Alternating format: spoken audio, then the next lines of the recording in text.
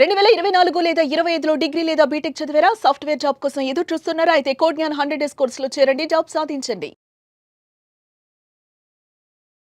నమస్కారం సార్. నమస్కారం అమ్మా.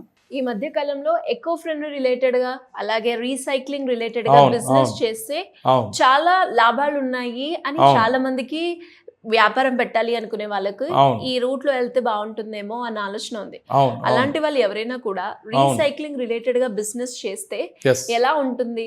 వ్యాపార పరంగా ఇందులో లాభాలు ఎలా ఉంటాయి? పెట్టుబడి ఎలా ఉంటుంది సార్? చాలా బాగుంటుందమ్మా. దీనిలో ఏంటంటే డ్రై వేస్ట్, వెట్ వేస్ట్ అని రెండు ఉంటాయి. సో ఈరోజు నేను డ్రై వేస్ట్ మీద చెప్తాను. నేను వెట్ వేస్ట్ మీద ఇంకో రోజు మనం ఇంకొక సబ్జెక్ట్లో మాట్లాడుకుందాం. సో రీసైక్లింగ్ అనేది డ్రైలోను వెట్లోను రెండిట్లోనూ చాలా స్కోప్ ఉంది. ఇప్పుడు చాలా వ్యర్థాలు ఇలా ఉండిపోవటం వల్ల వాటిని సరిగ్గా దాన్ని చేసే ఆపర్చునిటీ దీనిలో నేను చెప్తాను. నేను ఒకప్పుడు ఇండస్ట్రీ నడిపేటప్పుడు నా దగ్గర స్క్రాప్ బిజినెస్ చేసేవాళ్ళు.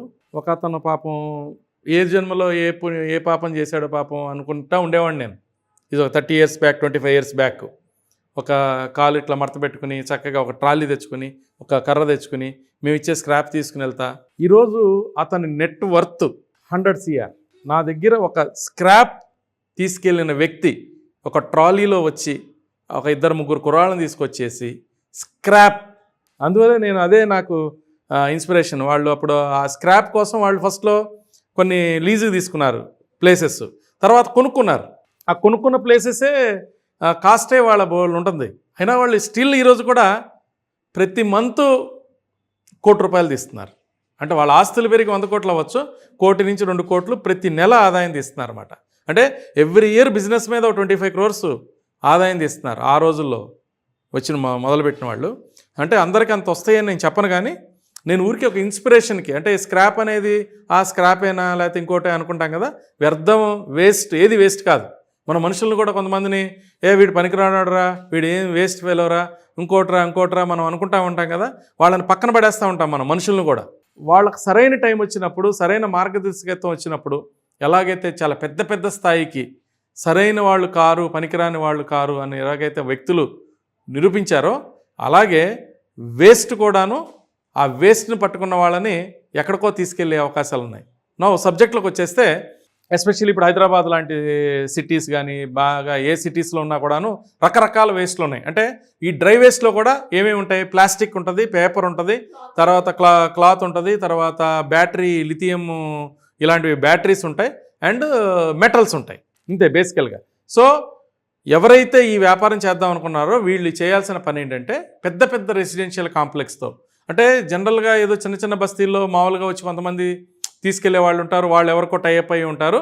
దీనికి ఏంటంటే మనం ఒక స్పెషలైజ్డ్గా దాన్ని ఆ డ్రై వేస్ట్ని తీసుకెళ్లే, వెట్ వేస్ట్కి ఆల్రెడీ ఉంటుంది మెకానిజం.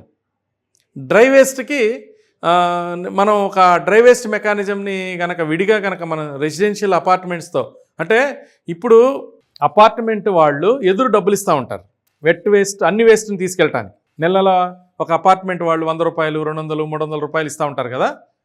డ్రై వేస్ట్లో కనుక రన్నింగ్ అయితే పెద్ద పెద్ద రెసిడెన్షియల్ కాంప్లెక్స్, పెద్ద పెద్ద కమర్షియల్ కాంప్లెక్స్ ఎదురే మనం బిల్డింగ్ ఇవ్వచ్చు అనమాట. అంత వ్యాపారం ఉంటుంది దానిలో. సో లెట్సే చిన్న వ్యాపారంగా మొదలు పెడదాం అనుకున్నాం ఓ ₹10 లక్షల పెట్టుబడితో. సో దీనిలో ఏంటంటే బెయిలింగ్ మిషన్ అని ఉంటుంది, క్రషింగ్ మిషన్ అని ఉంటుంది, next sorting machine, next clean చేసే వాషింగు, ఇవి బేసికల్గా ఒక డంపింగ్ ఒక ప్లేస్. వీటన్నిటిని ఫస్ట్ స్టాక్ ఒక చోట పెట్టాల్సినవి ఉంటాయి. సో ఒక షెడ్ తీసుకోవాలి రెంట్కి. సో ఒక 3-4 కార్మికులు, ఒక మినిమం ఒక 5 to 6 5 కార్మికులు ఉండాలి. తర్వాత ఒక ట్రాలీ, పాత ట్రాలీ అయినా పర్లేదు, ఆటో ట్రాలీ, ఒక పాత ట్రాలీ పర్లేదు, ఇవన్నీ కలిపి ఆఫీస్ రెంటు, గిడ్డంగి రెంటు అన్నీ కలిపి ఒక 2 నెలల శాలరీలు టోటల్గా, తర్వాత రా మెటీరియల్కి అడ్వాన్స్లు ఇవ్వడానికి ఒక అమౌంట్లు, ఇవి ఏదైనా కనుక ఒక 10 lakhs పెట్టుబడి పెట్టుకుంటే మినిమం ఒక యూనిట్ని తయారు చేసుకుంటే 1 ton నుంచి 1 ton అని నథింగ్ అసలు వేస్ట్ బిజినెస్లో. 1000 kgs అనేది నథింగ్. ఒక 5 tonsని ఒక ఈ సెటప్తో, 10 లక్షల సెటప్తో ఒక 5 tonsని ప్రాసెస్ చేసుకోగలిగితే, ఇప్పుడు మనం గుర్తుందా, ఇప్పుడు మన ఇంటి దగ్గర ఏదన్నా న్యూస్ పేపర్లు కానీ ఇది కానీ వాళ్ళు ఎంత ఇచ్చి తీసుకెళ్తారు? ఒక ₹10 ఎంత ఇచ్చి తీసుకెళ్తారు కదా. ₹10 వాళ్ళు ఇచ్చి తీసుకెళ్తున్నారంటే వాళ్ళు దాన్ని ప్రాసెస్ చేసి దాన్ని చేస్తే ఒక 30-40 రూపాయలు లేకుండా వాళ్ళు చెయ్యరు. చేయరు కదా. అవును సార్. సో ఇప్పుడు పేపర్ని బెయిలింగ్ మిషన్ ఏం చేస్తుందంటే పేపర్ని ప్లాస్టిక్ని విడివిడిగా బెయిలింగ్ కట్టలు కట్టేస్తుంది.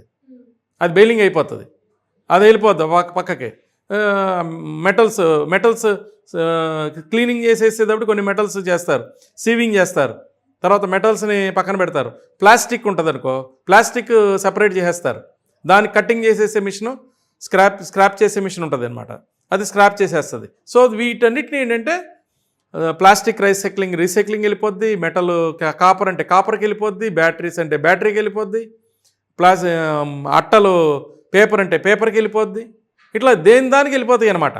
సో దేని దానికి వీళ్ళు సోర్సెస్ మాట్లాడుకుంటారు, వీళ్ళ దగ్గరికి వచ్చి తీసుకెళ్లే వాళ్ళు ఉంటారు, లేదంటే ఆ ఇండస్ట్రీస్ అంటే ఆ బిజినెస్లోకి ఒక్కసారి ఎంటర్ అయిపోతే ఆ దారులని దొరుకుతాయి.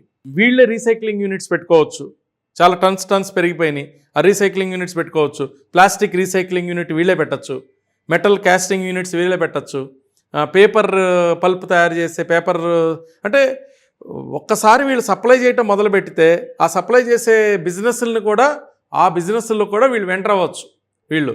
సో ఈజీగా నెలకి ఒక 2 to 5 lakhs, ఒక 10 lakhs పెట్టుబడి పెట్టుకుంటే 2 నుంచి 5 లక్షల రూపాయలు. మొదట్లో రాకపోవచ్చు, ఒక 6 నెలలు 1 year టైం పడుతుంది. సో దీనికి ఏంటంటే ప్రాపర్గా ఇప్పుడు మనం మున్సిపాలిటీలో ఉన్నానుకో, మన మున్సిపాలిటీ జిహెచ్ఎంసీలో ఇన్ఫార్మ్ చేసి ఆ లైసెన్సెస్ తీసుకుని, సో రకరకాల వేస్లో అంటే కొన్ని చోట్ల అయితే వాళ్ళే ఎదురు డబ్బులు ఇచ్చి కూడా తీసుకెళ్ళే చోట, ఇప్పుడు ఎదురు డబ్బులు ఇచ్చి పట్టుకుపోమంటే ఎదురు డబ్బులు ఇచ్చి అదే అలవాటు చేసుకుని తీసుకో. కొన్ని మేము మాకు డబ్బులు ఇచ్చి పట్టుకుపోమన్నారు అనుకో, అలా ఏ విధంగా అయినా కూడాను చేయొచ్చు. తర్వాత ఒక్కొక్కసారి బిల్డింగ్ కన్స్ట్రక్షన్ అయినప్పుడు కూడా కొన్ని అవుతూ ఉంటాయి, బిల్డింగ్ని కూల్చినప్పుడు కూడా రకరకాల వ్యర్థాలు వస్తూ ఉంటాయి కదా. సో రకరకాల వ్యర్థాలు ఒక్కసారి ఈ బిజినెస్లోకి ఎంటర్ అయితే చాలా అవెన్యూస్లోకి వీళ్ళకి వెళ్ళడానికి అవకాశం ఉంటుంది.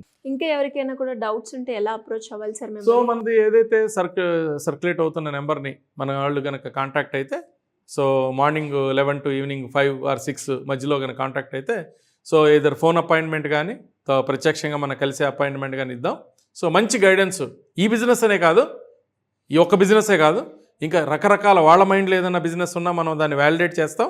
ఇంకా వాళ్ళకి సూట్ అయ్యే ఇంకేదైనా బిజినెస్ సజెస్ట్ చేయమన్నా మనం సజెస్ట్ చేస్తాం అమ్మా. Thank you sir. Thank you.